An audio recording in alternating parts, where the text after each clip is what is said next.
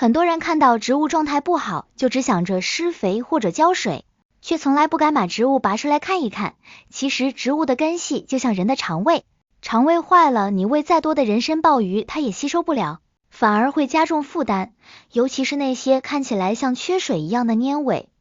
往往是因为根系腐烂，失去了吸水能力，造成了生理性钳焊，也就是土里明明有水，但植物喝不进去。这时候如果不把植物脱盆检查，这盆花基本上就是判了死刑。今天我们就来谈谈如何通过类似外科手术的方式，把烂根发黑的植物救回来。这听起来可能有点残忍，要把根切掉，但这是唯一的生路。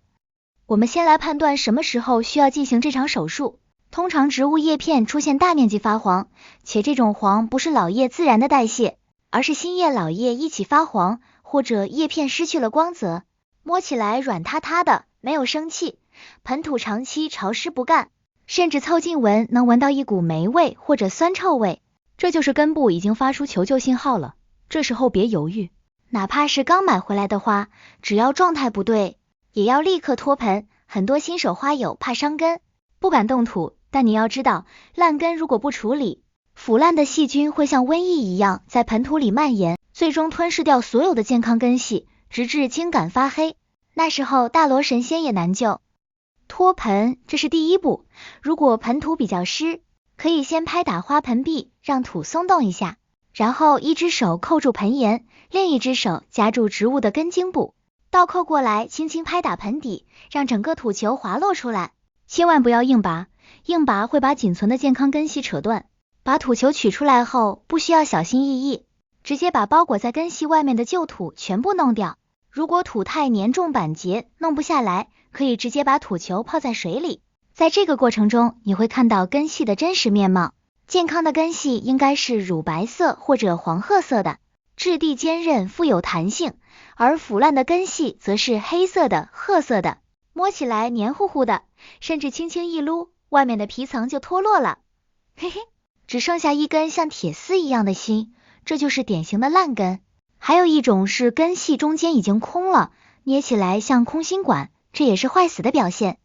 清理完旧土后，我们要把根系放在流动的水下冲洗，把根缝里的泥土冲干净，这样才能看清楚烂到了哪里。冲洗的时候水流不要太猛，以免冲断细弱的毛细根。洗干净后，你会发现根系黑白分明，这时候就要开始真正的外科手术了。拿起你准备好的剪刀，先用酒精棉片把剪刀擦拭消毒，或者用火烧一下刀刃，这是为了防止病菌通过切口感染健康的组织。这一步绝对不能省，很多花友操作失败，就是因为剪刀不干净，带入了新的细菌。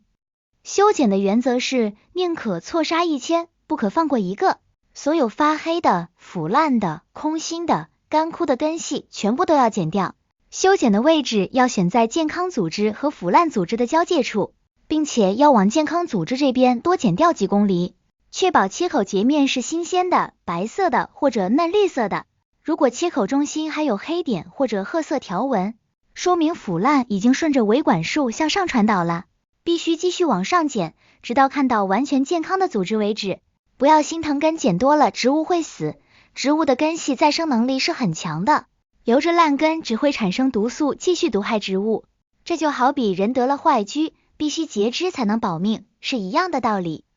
对于一些肉质根的植物，比如君子兰、兰花或者多肉植物，修剪的时候要特别注意，它们的根系水分含量高，腐烂后容易化水，修剪完后伤口会渗出汁液，这些汁液也是细菌滋生的温床，所以修剪要利落，切口要平整。如果你发现根系已经烂到了根茎连接处，也就是我们说的颅头部分，这时候就需要用一把小刀，把根茎上腐烂的黑色部分像挖土豆眼一样挖干净，直到露出新鲜的组织。如果根茎已经烂穿了，那这株植物可能就真的没救了，但只要还有一点硬朗的健康组织，就还有一线生机。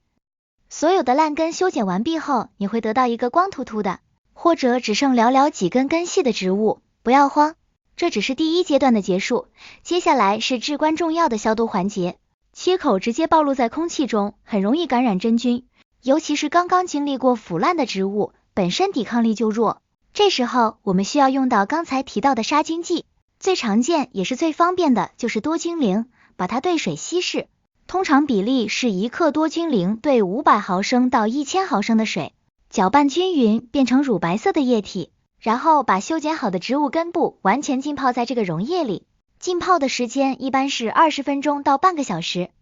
浸泡消毒这个步骤不仅仅是杀灭根部表面的病菌，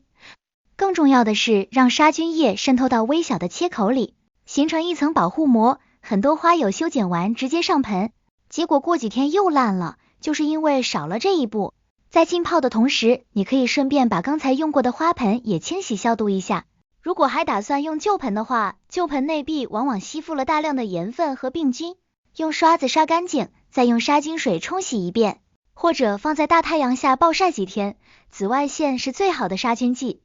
杀菌浸泡完成后，把植物拿出来，不要急着种下去。这一步也是很多人的盲区，刚泡完水的根系是湿漉漉的，切口也是湿的，直接埋进土里，切口在潮湿密封的环境下很难愈合，反而容易再次感染腐烂。正确的做法是把植物放在阴凉通风的地方晾根，这个过程叫晾根，目的是让根部的切口收干愈合，形成一层愈伤组织，就像我们的伤口结痂一样。对于多肉植物或者球根植物，这个晾根的时间可能需要2-3天，甚至1周，直到伤口发白变干。对于草本花卉或者木本植物，晾个半天到1天，看到根系表面的水汽干了，切口微微收缩，就可以准备上盆了。晾根的过程中避免阳光直射，阳光会把裸露的根系晒伤脱水，只需要散射光和良好的通风即可。在晾根的这段时间，我们正好可以准备新的土壤。前面说了，烂根的主要原因除了浇水过多，就是土壤不透气，所以这一次的配土方案必须进行升级。我们要人为的增加颗粒土的比例，哪怕是普通的草花，也要在土里掺入30%左右的珍珠岩、蛭石或者粗沙。如果家里有煤渣，泡过去碱后的煤渣也是极好的颗粒材料。这些颗粒就像一个个小石头，混在土里能撑起土壤的骨架，形成无数的空隙，让空气能够自由流通，让多余的水分能够迅速排出。对于烂根恢复期的植物，这种高透气的环境就是最好的重症监护室。千万不要用原土，也就是路边挖的黄泥土，那种土粘性太大，干了像砖头，湿了像泥塘，是养花的大忌，尤其是对于正在养伤的根系来说，简直就是水泥封鼻，根本无法呼吸。如果是兰花或者君子兰这类肉质根植物，烂根后的配土颗粒比例甚至要达到70-80%，只用少量的泥炭土或者腐叶土来保湿，其他的全部用树皮、直金石、红砖粒等硬质颗粒。这样虽然浇水频率要高一点，但绝对安全，根本不会积水。植物在这样的环境里，为了寻找水源，会拼命的长新根，这就是所谓的控水养根。还有一种情况，如果根系烂得特别严重，只剩下一点点根基，或者完全没有根了，这时候直接用土种风险还是很大。我们可以采用纯河沙或者纯质石来进行诱根。素沙和质石干净无菌，保水性适中，透气性极佳，是诱发新根的神器。把处理好的植物种在湿润的沙子里，放在阴凉处，保持沙子微湿，很快就能长出大白根。说到这里，我们的外科手术已经完成了一大半，从脱盆诊断到清创修剪，再到消毒杀菌和晾根，每一步都环环相扣。只要这几步做位了，植物的命基本上就保住了一半。但是手术成功不代表病人就能康复出院，接下来的上盆和术后护理才是决定植物能否真正起死回生的关键。很多人前面做的都很完美，结果上盆第一瓢水就把植物送走了。这就好比手术很成功，病人死于术后感染，那真的太可惜了。关于如何正确上盆，如何调制救命土，以及术后第一口水该怎么喝，喝什么，这都是有讲究的。特别是在台湾这种湿热的气候下，术后的环境控制更是有独特的窍门，否则高温高湿很容易引起伤口2次黑腐。选好了透气的新介质，植物的伤口也已经晾干收口，这时候我们就要进入整个救治过程中最需要细腻操作的环节，也就是上盆。很多人觉得上盆不就是把花往盆里一塞，土一填就完事了吗？其实对于这种刚刚做完切除手术的虚弱植物来说，上盆的每一个细节都决定了它是继续烂根还是生根发芽。首先是花盆的选择，这一点至关重要。哪怕你以前用的是大瓷盆或者漂亮的釉面盆，在现在这个阶段，请你统统收起来，只给它准备一个刚好能容纳剩下根系的泥瓦盆或者红陶盆，也就是我们常说的素烧盆，甚至是有很多透气孔的青山盆。为什么要这样？因为这种盆透气性最好，水分蒸发最快，不容易积水。选好了盆，盆底的处理也是有学问的。为了保证极致的排水性，我们必须在盆底铺设一层排水层，也就是波底石。你可以用大颗粒的发泡炼石，或者碎瓦片、煤渣块，甚至捡来的保丽龙、泡沫塑料掰成小块也可以。这一层大概铺盆高度的1/5到1/4，它的作用是把土壤和盆底的积水区隔开。哪怕你不小心手抖浇多了水，多余的水也会汇聚在这里流走，而不是泡着植物的根。这对于抢救烂根植物来说，就是最后一道防线。铺好排水层后，我们可以抓一把配好的颗粒土撒在上面，把那些大缝隙填一下。接下来是种植的手法，如果是根系中间空了，或者根系比较分散的植物，我们可以采用堆土法，就是在盆底中间先堆一个小土堆，像个金字塔一样，然后把植物的根系舒展开，骑在这个土堆上，让根系自然下垂，这样能保证根系内部不留空隙，都能接触到土壤。然后一只手扶正植物，另一只手慢慢往四周填土，填的时候时不时轻轻拍打盆壁，或者把花盆在地上蹲几下，让土壤沉实，填满缝隙。注意千万不要用手使劲按压土面，压得太实会把刚形成的土壤孔隙又压没了。我们要的是土粒之间自然的咬合。种好之后要不要立马浇定根水？对于健康的植物，我们通常建议种完立马浇透水，让土和根系贴合。但对于这种刚切完腐肉的病号，我的建议是采用潮土干栽法，也就是在配土的时候，先用喷壶把土壤喷得微微潮湿，手握成团，轻触即散。这种湿度的土含水量大概在 30% 左右。用这种潮土上盆，种好后不要马上浇水，把盆放在阴凉通风的地方，让植物在这种微湿的环境里缓个2-3天。哪怕我们晾根晾得再好，上盆的过程中难免会对根系造成微小的摩擦损伤，这时候如果大量水浇下去，土壤里的细菌就会乘虚而入，而潮土本身的那点水分足够维持植物的生存需求，又能给伤口一个缓冲期。这就像人刚做完肠胃手术，医生不会让你马上大吃大喝，而是先让你喝点水润润喉一样，等到2-3天后你去摸摸土面，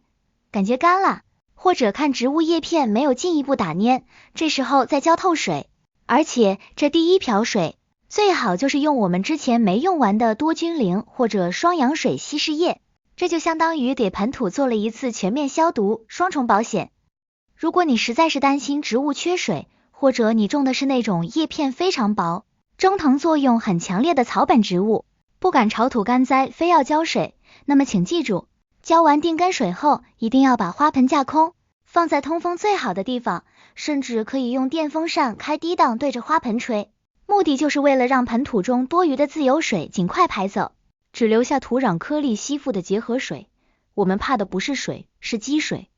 植物种好了，接下来就是漫长的术后恢复期，也就是我们常说的扶盆期。这段时间是植物最脆弱的时候，也是决定生死的关键期。我们要给它提供一个加护病房级别的环境。首先是光照，绝对不能暴晒，阳光直射会加速叶片蒸腾，根系吸不到水，叶片蒸腾又快，植物很快就会脱水干死。但也不能完全放在黑暗的角落，植物需要光合作用来制造养分修复伤口，最好的位置是明亮的散射光处，比如北阳台，或者遮阳网下，光线明亮但不刺眼。